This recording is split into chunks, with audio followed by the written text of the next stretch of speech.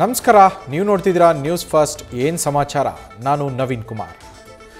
ಸಚಿವ ಪ್ರಿಯಾಂಕ್ ಖರ್ಗೆ ಕ್ಷೇತ್ರ ಚಿತ್ತಾಪುರದಲ್ಲಿ ಇವತ್ತು ಆರ್ಎಸ್ಎಸ್ ಪಥಸಂಚಲನ. ಉದ್ದೇಶ ಸೇರಿ ಅನುಮತಿ ನೀಡಲು ಕೇಳಿದ 11 ಪ್ರಶ್ನೆಗಳಿಗೆ ಸಂಘದಿಂದ ಉತ್ತರ. ತಹಶೀಲ್ದಾರ್ ಅನುಮತಿ ಸಿಗದಿದ್ದರೂ ಪಥಸಂಚಲನಕ್ಕೆ ಸಿದ್ಧತೆ.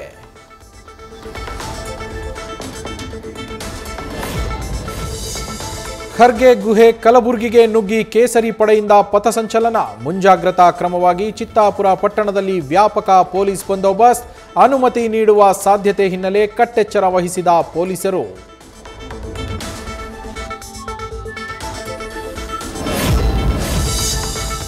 ಚಿಕ್ಕಬಳ್ಳಾಪುರದಲ್ಲಿ ಆರ್ಎಸ್ಎಸ್ ಪಥಸಂಚಲನದ ವೇಳೆ ಭಾರೀ ಮಳೆ. ವರ್ಷಧಾರೆಯ ಮಧ್ಯೆಯೂ ಶಿಸ್ತು ಬಿಡದ ರಾಷ್ಟ್ರೀಯ ಸ್ವಯಂ ಸೇವಕರು. ಭಾರತ್ ಮಾತಾ ಕಿ ಜೈ ಅಂತ ಘೋಷಣೆ ಕೂಗ್ತಾ ಪಥಸಂಚಲನ.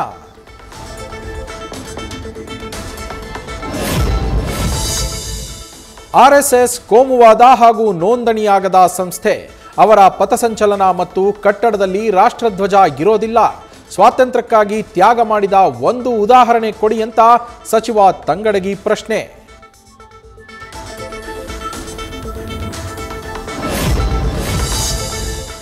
ಬೆಳಗಾವಿ ಡಿಸಿಸಿ ಬ್ಯಾಂಕ್ ಪಾರುಪತ್ಯಕ್ಕಾಗಿ ಇವತ್ತು ಹಣಾಹಣಿ. 7 ತಾಲೂಕಿನ ನಿರ್ದೇಶಕರ ಸ್ಥಾನಗಳಿಗೆ ಮತದಾನ.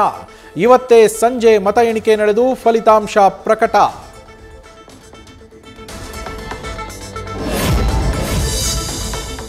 ಸಿಲಿಕಾನ್ ಸಿಟಿಯಲ್ಲಿ ಧಾರಾಕಾರ ಮಳೆ ನಡುವೆ ಜಿಬಿಎ ಅಧಿಕಾರಿಗಳಿಂದ ರಸ್ತೆ ಕಾಮಗಾರಿ. ಹೆಬ್ಬಾಳದಿಂದ ಕೊಡಿಗೆಹಳ್ಳಿ ಸಂಪರ್ಕ ಕಲ್ಪಿಸೋ ಮಾಲ್ ರಸ್ತೆ ಬಳಿ ಡಾಂಬರೀಕರಣ.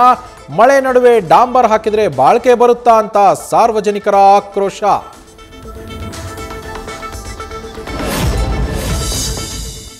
ಚಿಕ್ಕಮಗಳೂರಲ್ಲಿ ಧಾರಾಕಾರ ಮಳೆಯಿಂದ ಜನಜೀವನ ಸಂಪೂರ್ಣ ಅಸ್ತವ್ಯಸ್ತ. ಶೃಂಗೇರಿ ಪಟ್ಟಣ ಜಲಾವೃತ. ವಾಹನ ಸವಾರರು ಕಂಗಾಲು. ರಸ್ತೆಗಳಲ್ಲಿ 1 ಅಡಿ ಎತ್ತರಕ್ಕೆ ನೀರು ಹರಿದ ಪರಿಣಾಮ ಬೈಕ್ ಚಾಲಕರ ಪರದಾಟ.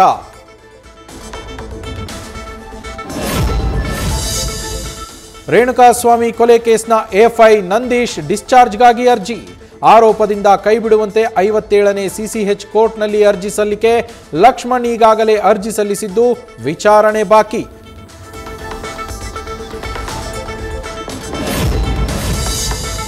ಕರ್ನಾಟಕ ಕೇಡರ್ನ ಐಪಿಎಸ್ ಅಧಿಕಾರಿ ಶಿವಾಂಶು ರಜಪೂತ್ ವಿರುದ್ಧ ಎಫ್ಐಆರ್. ವರದಕ್ಷಿಣೆ ಕಿರುಕುಳ, ಕೌಟುಂಬಿಕ ಹಿಂಸೆ ಆರೋಪಿಸಿ ಪತ್ನಿ ದೂರು. ಕುಟುಂಬದ 6 ಮಂದಿ ವಿರುದ್ಧ ಉತ್ತರ ಪ್ರದೇಶದಲ್ಲಿ ಎಫ್ಐಆರ್.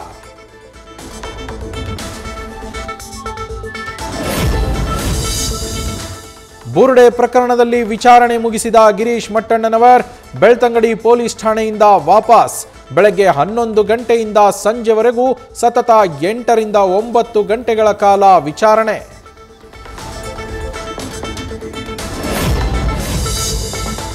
ಬೀದರ್ನ ಬಸವಕಲ್ಯಾಣ ನಗರಸಭೆಯ ಸಾಮಾನ್ಯ ಸಭೆಯಲ್ಲಿ ಕಾಂಗ್ರೆಸ್ ಕೌನ್ಸಿಲರ್ಗಳ ಗಲಾಟೆ. ಟಿಪ್ಪು ಸುಲ್ತಾನ್ ಚೌಕ್ ನಾಮಕರಣ ವಿಚಾರಕ್ಕೆ ಗದ್ದಲ. ಸದಸ್ಯ ರವಿ ಹಾಗೂ ಎಜಾಜ್ ಲಾತುರೆ ನಡುವೆ ಗಲಾಟೆ.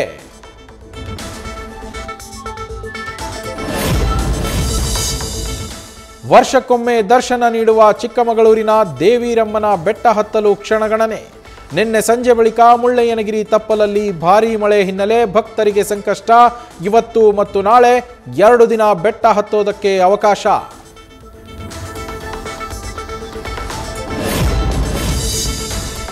ಪಾಕಿಸ್ತಾನದ ಪ್ರತಿ ಭೂಪ್ರದೇಶ ಬ್ರಹ್ಮೋಸ್ ವ್ಯಾಪ್ತಿಯಲ್ಲಿದೆ. ವಿರೋಧಿಗಳು ಬ್ರಹ್ಮೋಸ್ನಿಂದ ತಪ್ಪಿಸಿಕೊಳ್ಳಲು ಸಾಧ್ಯವಿಲ್ಲ ಅಂತ ರಾಜನಾಥ್ ಸಿಂಗ್ ಎಚ್ಚರಿಕೆ. ಬ್ರಹ್ಮೋಸ್ ಕ್ಷಿಪಣಿಗಳ ಮೊದಲ ಬ್ಯಾಚ್ಗೆ ಹಸಿರು ನಿಶಾನೆ ಜೊತೆ ರಕ್ಷಣಾ ಸಚಿವರ ವಾರ್ನಿಂಗ್.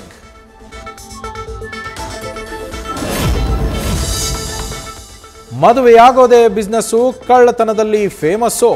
ವಿವಾಹದ ಬಳಿಕ ಪತಿ ಕುಟುಂಬವನ್ನ ದೋಚ್ತಾ ಇದ್ದ ಸೋದರಿಯರನ್ನ ಹಿಡಿಯೋದ್ರಲ್ಲಿ ಸಕ್ಸಸ್ಸು. ಉತ್ತರ ಪ್ರದೇಶದಲ್ಲಿ ಲೂಟಿ ವಧು ಜೊತೆ ಆಕೆಯ ಇಡೀ ಫ್ಯಾಮಿಲಿ ಅಂದರ್.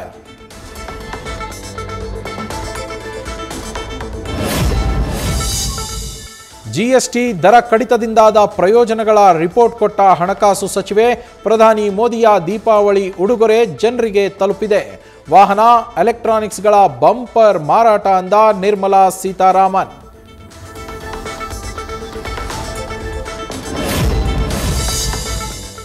ಅಯೋಧ್ಯ ನಗರ ಮತ್ತೊಮ್ಮೆ ಪ್ರಕಾಶಮಯವಾಗಲು ಸಜ್ಜು. ಈ ಬಾರಿ ವೈಭವಯುತವಾಗಿ ನಡೆಯಲಿದೆ 9ನೇ ಆವೃತ್ತಿಯ ದೀಪೋತ್ಸವ. ಇವತ್ತು ಸರಯೂ ನದಿ ತೀರದಲ್ಲಿ 26 ಲಕ್ಷ ದೀಪ ಬೆಳಗಿಸುವ ಮೂಲಕ ವಿಶ್ವ ದಾಖಲೆಗೆ ಸಿದ್ಧತೆ.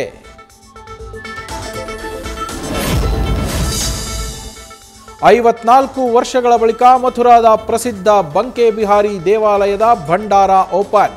ಸುಪ್ರೀಂ ಕೋರ್ಟ್ ರಚಿಸಿದ್ದ ಸಮಿತಿಯ 11 ಸದಸ್ಯರ ಸಮ್ಮುಖದಲ್ಲಿ ಓಪನ್.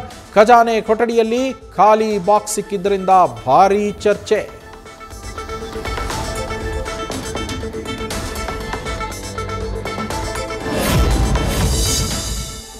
ಸರ್ಕಾರಿ ನೌಕರರು ತಮ್ಮ ಪೋಷಕರನ್ನ ನಿರ್ಲಕ್ಷಿಸಿದರೆ ಸಂಬಳ ಕಟ್.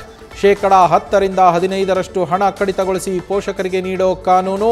ತೆಲಂಗಾಣದಲ್ಲಿ ಹೊಸ ಕಾನೂನು ಜಾರಿಗೆ ತರಲಿದ್ದೇವೆ ಎಂದ ಸಿಎಂ ರೇವಂತ್ ರೆಡ್ಡಿ.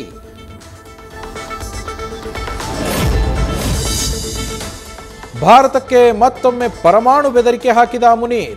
ನಮ್ಮ ಮಿಲಿಟರಿ ಸಾಮರ್ಥ್ಯ ಭಾರತದ ಯುದ್ಧ ಭೂಮಿಯನ್ನ ಛಿದ್ರಗೊಳಿಸಬಹುದು. ಪರಮಾಣು ರಹಿತ ವಾತಾವರಣದಲ್ಲಿ ಯುದ್ಧಕ್ಕೆ ಸ್ಥಳವಿಲ್ಲವೆಂದ ಪಾಕಿಸ್ತಾನಿ ಸೇನಾ ಮುಖ್ಯಸ್ಥ. ನ್ಯೂಸ್ ಫಸ್ಟ್ ನಿರ್ಭೀತಿಯಿಂದ ನಿಮ್ಮ ಪರವಾಗಿ.